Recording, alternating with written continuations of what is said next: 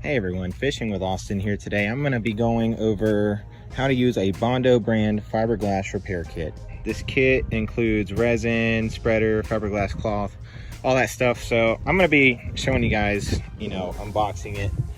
And I'm just going to show you my dilemma here.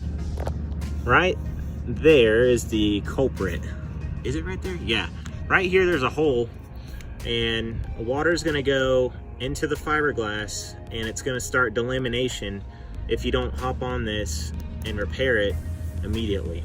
So it pretty much holds up against the hull and I can get a good seal on there, and then once it's hardened I can sand it and trim it down to size and make it look nice, like a good job. And then after I'm all said and done, I'm going to get a nice keel guard and go all the way from there all the way up to here, so I can go on as many sandbars as I need to and not have to worry about a thing. Okay, so listed here is everything you're gonna need to prep and to pretty much complete the repair. So what I did first was I got this sandpaper. It was like $1 or $2 at Walmart. Okay, sandpaper's pretty inexpensive. It's really good for prepping your hull and getting a good stick on there, a good grip.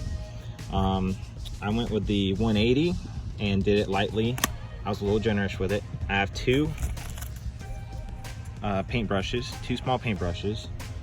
It's a small amount for a small little gash, and these will be good for pretty much not, having it soupy everywhere and making a mess. It's smaller, it's neater, it's going to do a neater job. Here you have your fiberglass resin, and you're going to have your liquid hardener. You've got your fiberglass mat right here. What you'll want to do is, this is a small job, so it's only a small hole. So I have a little Dixie cup right here. Pour some of the resin in there, 5 to 10 drops of the hardener, and you want to stir it around for 30 to 45 seconds and scrape it off the edges. You don't want any of the resin to be untouched by the hardener. You want all of it mixed in there really good. This is your stir stick. This will be your applicator. You can scrape it on there nice and good. I got my knife to cut my mat, my fiberglass mat to fit. And then I have my gloves. I don't really feel like getting all this stuff on my hands, and I like being safe. And this is pretty much everything you need. And also, this cup is extra. I'm pretty sure you can use this as a stirring container, but I'd rather put the materials back in and keep the box, make it look nice and neat. So what I'm gonna do is go ahead and pre-cut this fiberglass mat. It's recommended that you do multiple layers of fiberglass. Once the first layer is on and it's sticking and it's drying and it's still wet, you can cut off another one and add more layers to it, to really solidify and strengthen that repair. I'm gonna pre-cut. It's not a big gash. I would say about this size right here, and just do multiple cuts of this, probably this whole row. I'll probably do these 3 right here. And then we will go from there. Up next, we'll be doing the resin and the liquid hardener mix. Okay, looks like I got my pieces set here. They're just, average size pieces. I might do this one as the final one. But I would totally recommend not using a knife because I made a mess everywhere and the cuts look really sloppy. I would recommend scissors for sure, or a box cutter on a flat surface. This isn't flat, so it's kind of hard to cut on, but I got the job done. So now let's go ahead and mix our resin and our liquid hardener. All right, so you don't need a whole lot, which is a good reason why I brought this Dixie cup out here. It's a small repair, it's a small little gash, and I'm not gonna be dousing my boat in this stuff, so I'm just gonna pour, I don't know, to like the first line of the cup. So like a shot for all you alcoholics out there. There's a pretty good amount. All right, so now what we're gonna do, ooh, that stuff stinks. I should have wore a mask. I recommend wearing a mask or a respirator. I'm not a big fan of breathing in chemicals or any of that sort of stuff. And also I'm not wearing gloves right now, so please don't call me hypocritical. But got your liquid hardener, right? You're gonna need a needle tip. I would recommend a thumbtack or a clothespin, but this will do. I'm gonna make a little indenture in there until it goes all the way through. You can hear the air. You do not want to stream this in there. You do not want to put too much hardener in there. You want to do maybe 8 to 10 drops, 5 to 10. Tomato. 1, 2, 3, 4, 5, 6, 7, 8, 9, 10. All right, we got our hardener in there. Ooh, that stuff stinks. God, I'm inhaling these fumes. I don't like it. So now we're just gonna sit here and stir. And you're supposed to stir for like 30 to 45 seconds. Scrape the edges, make sure all this stuff gets mixed in. Get it all mixed in really well, really well. All right, so if, just in case these gloves don't work and don't let me press record, I'm just gonna put the phone up right here. And sorry if the video's a little crooked, I'll try and fix it whenever I edit it. But now I'm gonna be applying the gloves. Applying the gloves to my hands.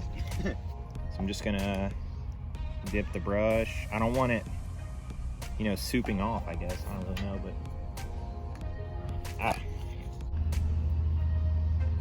get it a couple inches up from each side. I got a little bit on the trailer, which is awesome. I love it. I love a mess. What we're gonna do is apply our first layer, first coat.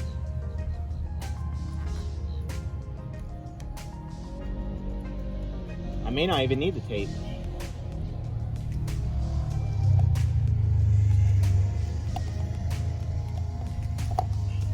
And then now that that layer is soaking, I'm gonna add more to it.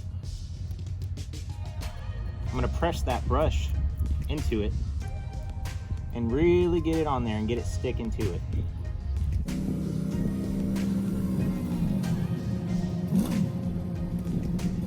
That's a cool guy, has a loud ATV. Ooh, big man. There we go. Looks like the other side might be falling off.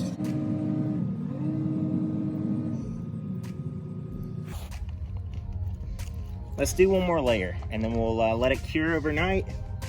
I'll come back in the morning and we'll give her a good old look over. I love doing this stuff. I mean, a lot of people, they curse boats and all that stuff, but I enjoy this stuff. I enjoy getting hands on and fixing things and really feeling useful in life, you know? That's what it's all about. It's really about getting this on there correctly right now.